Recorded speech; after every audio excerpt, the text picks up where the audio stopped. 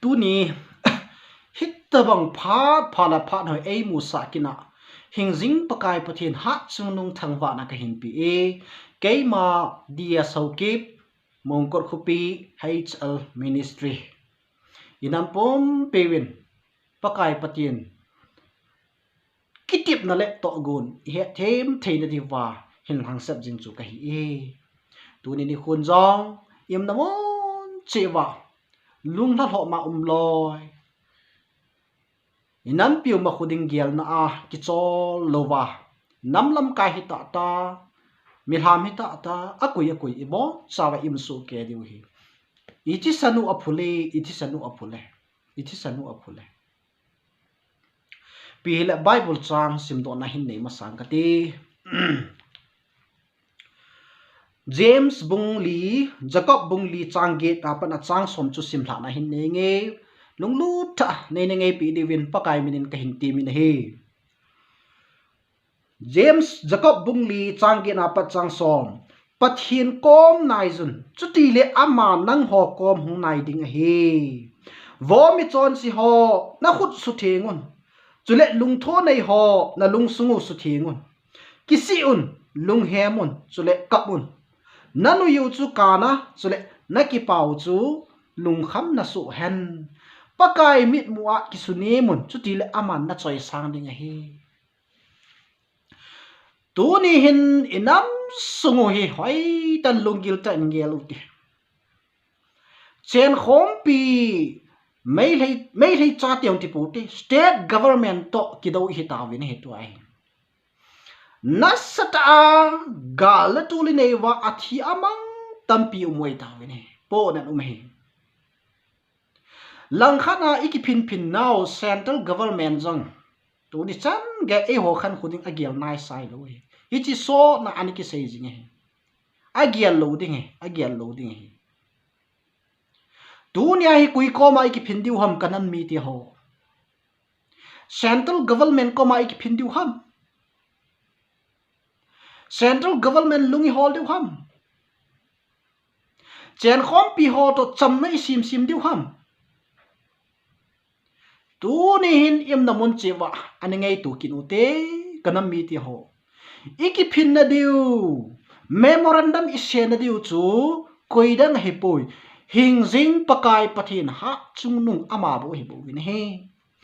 ha chungnung hingjing pakai pathina kuna pan pi na kidang ta ti lo ku ki zo cha ten lam pi dang nei po ve ti ama satai he do de hi gali nei win athia mong tam pi am ta ve lam kai lubu le ta aching athim tam pi yong nei vi ki pa me pakai pathin ni pi ve aching a team intellectual ta jong imu chu inam sungo hi official ali la jong imu chu CSO lam kayung dim te imu chu athak nga tribe ma lam kai tampi ineu chu langkhana nam sape yong inei ki no chu ai wa tu chan ge ipi imatsa lo bo ilung tu imor so ta bang aching a team izan umutin intellectual izan umutin lamkai tampi nei utin CSO organization minthang ta ki phut do hitin ipi bol jang lew han hingjing pakai pathin to gon la thil gon e he taka uwa inam piu ma cha lo ding hiti kana sei jing sa hi kanam mi ti ho thu hi ki mo se hi poi lunglai gila pakai ki buna pakai pathin ko ma taw na I don but dung zu ya ko na thile hung ki sei ji he bo ne tu ni hin kanam mi ti ho im na mun chiwa tha ben ki ngei tu te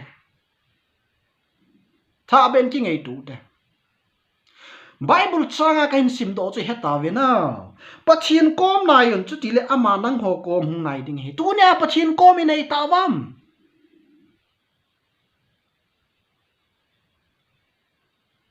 na khut su thingun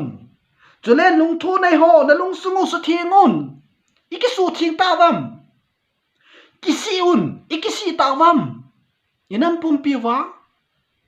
lung hemun มัวกิสุนีมุนอีกิสุนิมตามันปะไกมิดมัวน้ำปีกันเทนะกับเจ้าปุยกับปุนาเอทีอาไอ้มาเซนติเมนต์อิโมชันนัลลุงฮันหุสนาอีขดจิตน่ะอีบ้านท่าจิตน่ะสับเล่เลยคานดิ่งมามป่วยอีมิเทลเอ็มโคดยูนิฟอร์มกิปูรกาลกับดิ่งคานดิ่งมามป่วยคานดิ่งมามป่ว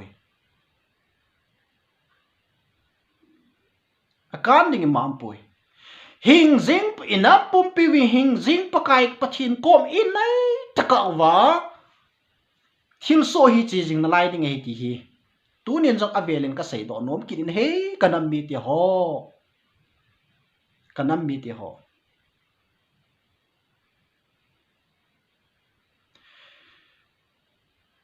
ทิลฮีเฮทิมโลเฮปะทินปะไก่ลุงลำa promise and plan ku ki zu cha ti dinga ipi ham ti he thim lo cho pathian chun nang ho nam hi ka ngai lu ve ta gam tum mo pi di hilo pi cho imo lo hin sa di hilo pi cho tu nya hi ka sai do nom khat cho hin ver sai ki la pakai pathian hi chi ku ki zu cha te hi angai lut na khon ta ai ngai lut wa angai lut na hung vilo wa gal hi ka ko na hi ve ka ko na hi ve ten ai ko pa to iki ho tu ngai cho iki chamu ngai hi chu me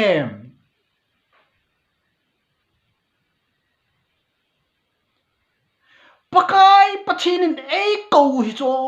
ga hi ai ko ai su tu nau hi chu me thil khat hi hi chu me het do thilo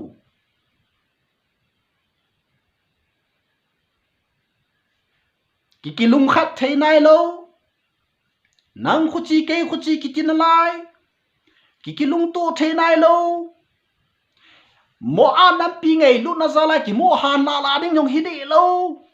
a pi ni nam pi ngai lu ti ta ki ti chun pakai pachin a he ngai hi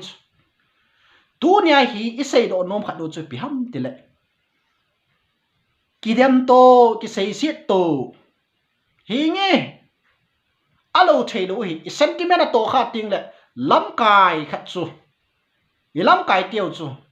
i dem ding mo i sei sit ding mo he ai tu lai even kina le CSO organization tampi in environment akilung tu take it boven aning lang akidem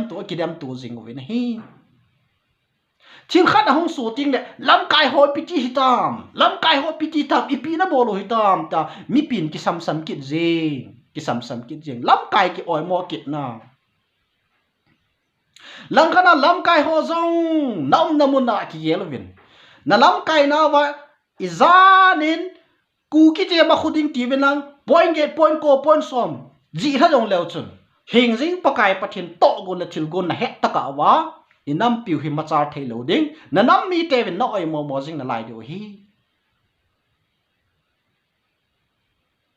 tu ni hin isai do nom khat ki nu chui piam ti le ade sana galung umaki patna GMFDI mona nam pin tu chan gaya nam mi te hi chong khu phasi hi lo cho ni khulum ke he lo cho ni si a pung ni ka hu kila do a hilai mona khu in igam ina ma dinga hilong chat na ki taw he tu ni chan ge ni zanga le ni som gu walai tai tang lo wa ki taw na Kukitian highest institution church leaders in a hall. KCLF Kuki Christian Leader Fellowship Hall. Made date 3 gal ki patne hiji atul hasi date 3 lahin. Nampi taw na iman du heta ahobung nga antol le. Cham khatwa lam ka hui lang ge hitam ta tol som kit talo. Athu ka khola ka do ala ipirana som lo tam katila. Mi hom che ala ki bol loi tai ta ki jakit. Ei ma ki gon thu thil hi thei lo hi ku ki nam pi taw na hon jong e ti chun aphat dong zui nam pi taw na ati vin an gong ki ne le ke ma het ta vazinga taw khom na anei wa ong chun mi cha khat dong thing lo ki khom do ki thi cho tu ne hi GMF dai mona khu pakai pathin thupi zala mi aja ki khoma nam pia dinga helong chut chuna ki taw khu ipi ha tu ni chan gya tang lo hi la hilai mu na ki taw na khu aki tau the na khu pathin na to hi lo le mi him to gon le ki gun nin chi iti chan khu chi thei pon te ka ti he ka nam mi ti ho ipinga inam sungu thil khat hong so po wa hi le hilai ta na le hilai dem na khu inei singu ham nam mi ti ho i bol hil diu hi ade sanin tu tua inam lam kai pi pu ps hau kip ko hoi takin ana to la athil bol ku kinam mi tia dinga pan Allah dan ho ka na le ke ma ta in zong ka ki mu pi a minute 15 minute 20 minute ho ta bang ka to khom pi kha hi hoi ta ho lim khu i nge yan i ki ho pi ala hin ama hi pakai pathin inam sungwa dinga inam sungu sutu dinga tunglo dinga atun lam kai he mo mongi ti ka mu chi ni hi pathina ki bul phua pathina akipi atauna man khu I had him lo hon he thim lo diu hi kanam mi ti ho ama khut inam piu khu angai lut lo hi lo pi cho angai lut pe se ya chu ei mata saming hi na le kichi na chim na la him na thala i ma cha kan ni ngam poi gam tum nei pa gam sum pi thei pa wa na le se sim pa pakai pathin ko ma ka ki phin lo la koi ko ma ka ki phin dam ta hit ya hu pathin thupi dung zu ya kal songa na to ai bo win hi ade sanin a het him lo tampin pu ps ho kip kho na satan i demo win i sei si win hi enge na sentiment chu respect ka bol na wo kanam mi ti ho khang tha khang dong ho tu ni hin pakai pathin to gun hi ipi ham i het hei pu win hi pakai ipi hi chi gala hi ei ko ham ti het hei pu win hi hi chu i het thei ta ka wa hi ti jing jing di we ta ka sei sa hi lo ham ka sei sa hi lo ham yam na mun chi wa lungil tan ki ngai tu the mi pi yong kilung oi thei ta lo mi pi yong kilung oi thei ta lo nang lung oi lo wanga chu til ma cha ding hai poi nang sentiment na to kha a nam pi ngai lu na ti wanga na ki han la na khut to na ta a na khot na top sa na jit le a ku ki chapata sa pa na ti wanga chu ma cha ding hai poi heng jeng pakai pathin to gun he ta ka wa hi thei lo ding hi tunin ahang san pa yong pakai ki sung han ahang san han tunin nam pi ngai lu pan jong pakai kom belin lang pakai a ki pil ha in lang ki sa thing in lang nam pi ngai lu nan pathina kun ngai lu na chiki lai na nam pi na tong pakai pathinin e hung vil now hi nango nam mi te hi kasu tu na ka ko na da hi bo ve atil hin thil khat umi chu tua chu pakai pathin homowin ki ho to te til ki wa pakai input wa iki ho to ngai zu la hing jing pakai pathin ku ki zo cha ti e ngai lu mo mong ve ka nam mi ti ho ke wangin pakai pathin thil gun la to gon ka het thim jin ka ki pai thil asu zo se pathin ka thang wa inam sung khang tha khang dong minu mi pa athi amang tam pi mu cha thil so tam pim cha nasada ibuyu cha ai wanga ke ka ki pai pathin ka thang wa jing pakai ha ko win ni ko na lai win ka ha ko win ni ko na lai win ka ti ai hen gmf de mu na pakai pathin akitip na chu thon lo di chu anabeta thon lo di dunia pon thota taw na mang ho jong lung la da hi win po tho tan pang sing win pu ps how keep hi abol hin ato hin anatam hi chu hi rong le dunia hi ama hi ka ba tu chana hi le nam pi hi patke cha angai lu hi hoi ta ka he hi chana chung chu na pathin abut na he sung chu chana ataw ho hoi tan ba taw vo nam mi tyo na pu na lo ham pakaya be he chu me pakaya be he chu me van le si sim pa gam tum ei pi thei diu pa a be he chu me du na amit sa la mudi ni pi diu hi lo pia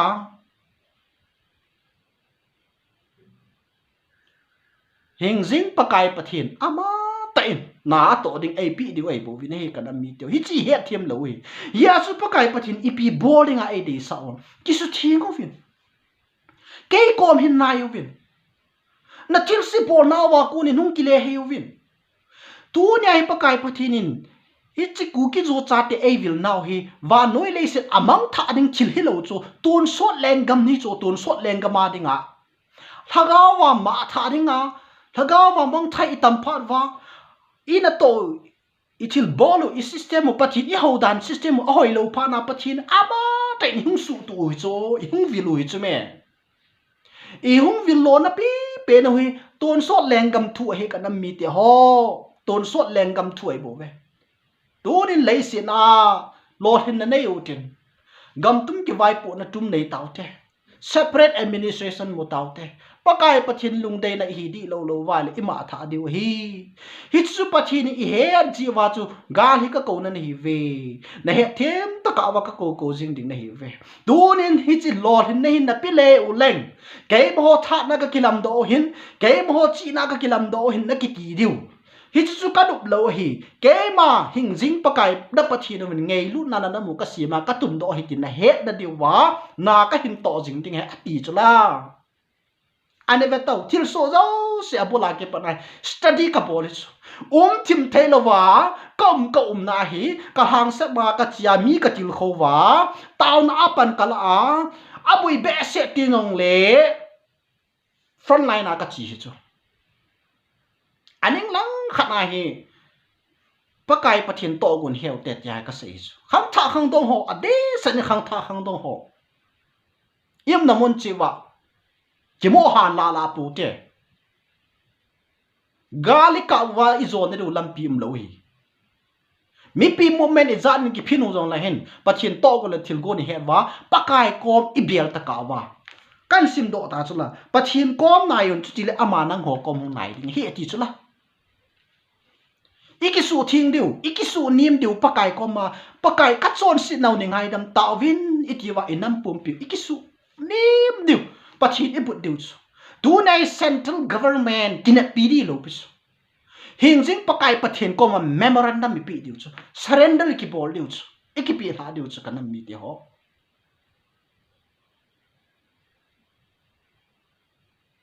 a thousand ho jong lung thadai lo vin pon tho tan pong jing ute mun tin gam tin a itaw na ve imo taw wa nga chu a phachum di hilo pi chu to gun khat pathin ipi a dei sa ham i pathin dei pang chu hiat ngai a taw ngai chu nam mi te ho ip na mun chewa lung lu ta lung gil tan ngei tu te lung gil tan ngei tu te na ki oi mo pu te ki oi mo pu te ki oi mo pu te a de sana tu hi bang nam bui lai ta a gal mi te to ki su kho ma cham na si ma wa le ho jong koi mo di pui na bo thei chan bo lo ve pakai paten thil gun na to gun do dal na hi kha le pathin na ding lai nan je phu tho ding na lung tup chu mur so lo wa hum tho ding ai bo ve bolin na bo thei chan bolin nam pi zo do a nam pi hi bang gan thei ki tu lai ta a atum bi a hoilang ma ko de do a kal sunga chu sei la sa bol nam namuna ani ki ngei tu nin hingjing pakai pathinin na hin to de hin chunga izi chun kanam mi ti ho achinga thim nam lam kai ho I bo savin pakai ki sunim taute pakai kom nai tau hite pathini ipi ai sei pi wa ma thu gi hoi ten nit tau hite ipi bol leo han ipi pakai lung thaya chu iti pha do la chun do pha do la chun inam sungo hi pa bangan hung longin tin pakai pathin na an to jing ding hi tu azong hi pakai pathin na a to jing hi inam sungo hi pakai pathin na a to jing hi divine intervention is in play hi chi het ngai ei hon I bol di ki het po ve pakai wang a boarding a ki het nai ku ki nam mi te pakai pathin ei ngai lu ve kanam mi te ho ei ngai lu ve yem namon chewa taw na ta thon pan lau tin pakai kom bel taw hite pakai kom a ki surrender taw hite ti chu chamlam ta hi sei do hin tin pathini I sei do jo si inam pi wa ting phat thina I bu pi taw hen ka ki pa e